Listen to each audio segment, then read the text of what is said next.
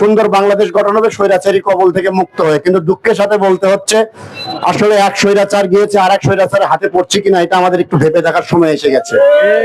আমরা চেয়েছিলাম একটি অন্তর্বর্তীকালীন সরকার আসবে, তারা একটি সুষ্ঠু নিরপেক্ষ স্বচ্ছ নির্বাচনের ব্যবস্থা করবে, কিন্তু দুঃখের সাথে বলতে হচ্ছে একটি দল 15 বছর স্বৈরাচার করে বাংলাদেশে অস্ত্র দিয়ে মানুষকে জিম্মি করে দিনের ভোট রাতে এমনিতে অফিসাররা ব্যালট ভরিয়ে দিয়ে নির্বাচন করেছে, কিন্তু দুঃখের সাথে বলতে হচ্ছে প্রায় 16টি মাস আজকে অন্তর্বর্তীকালীন সরকার গভর্নমেন্টের দায়িত্ব নিয়েছে, কিন্তু দুঃখের সাথে বলতে হচ্ছে আজ পর্যন্ত বাংলাদেশে কোনো অস্ত্র উদ্ধার অভিযান আজ পর্যন্ত দেওয়া হয়নি।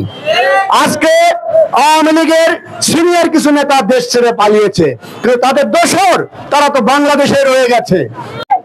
আরেকটি সমস্যা হয়ে গেছে, কিছুদিন আগে একটা ডাকসু নির্বাচন হয়েছে, আমরা বুঝতেই পারছি না কে শিবির আর কে লীগ, কার পেটিকোটের তলে থেকে, কার ছায়ার তলে থেকে, কার লুঙ্গির তলে থেকে, কার পাজামার তলে থেকে কে যে লীগ বাড়াচ্ছে আর কে যে শিবির বাড়াচ্ছে বুঝতে বড় মুশকিল।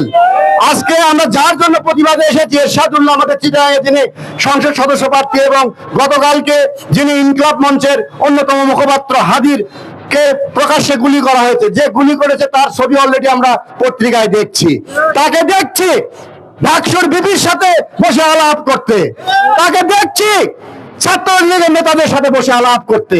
এগুলো আগেকার ছবি, সাবেক মন্ত্রীদের সাথেও ছবি রয়েছে, এবং গত 2 দিন আগে হাদির সাথেও তার ছবি বেরিয়েছিল। আমরা এখন আসলে বুঝতেই পারছি না কমটা করছে কে। আমি যেটি দেখছি আন্তর্জাতিক ষড়যন্ত্র বিএনপিকে ক্ষমতায় বসতে দেবে না, জনগণের ম্যান্ডেট দিতে দেবে না জন্য বাংলাদেশে একটি অশান্তি করার পায়তারা করছে।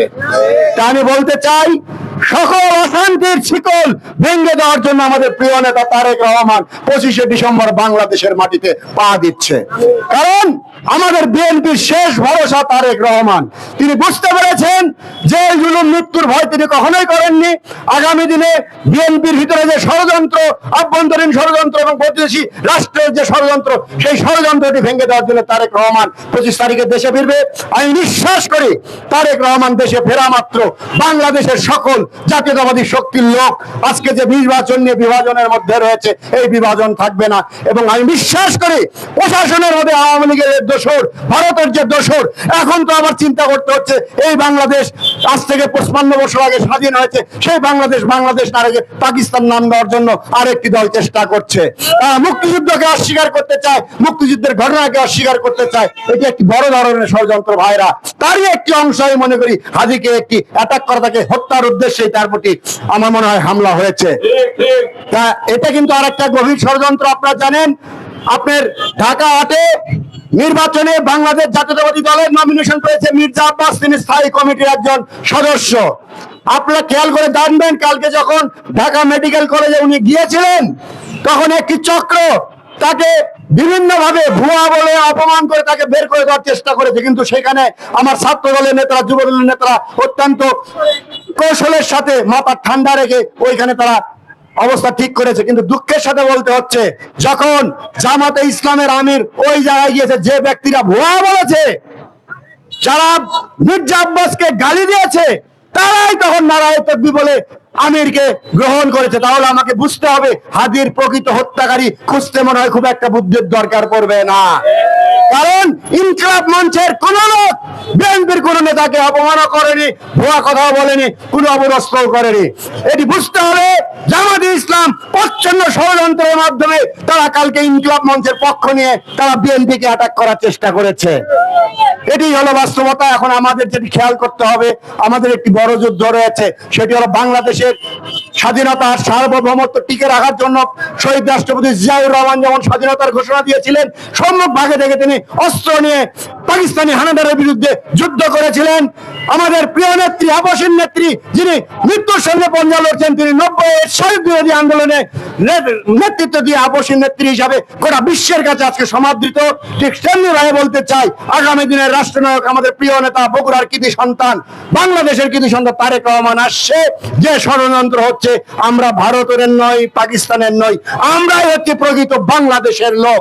আর প্রকৃত বাংলাদেশের রাজনীতি করে বাংলাদেশ জাতীয়তাবাদী দল বিএনপি। কাজে বাংলাদেশের স্বাধীনতা সার্বভৌমত্ব টেকানোর জন্য বিএনপির কোন বিকল্প বাংলাদেশের নেই ভাই, নেই।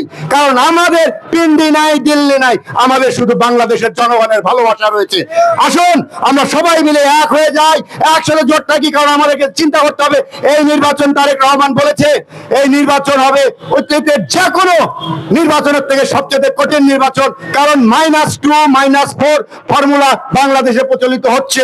কাজে এই ফর্মুলাকে ভেঙে দেওয়ার জন্য তারেক রহমানের নেতৃত্বে আমাদের যে সংগ্রাম, যে আন্দোলন আসবে, সেই আন্দোলনে আজকে যেমন আপনারা ঝাঁপিয়ে পড়েছেন, দীর্ঘ 17 বছর কারা নির্যাতন, অমানবিক ভাবে শারীরিক হামলা, মামলা, জেলখানা, বাড়ি থেকে পালিয়ে থেকে আমরা রাজপথে যেভাবে লড়াই করেছি, আপনারা যেভাবে আমাদেরকে সহযোগিতা করেছেন, আপনারাও সেই লড়াইয়ের অগ্রগামী সৈনিক।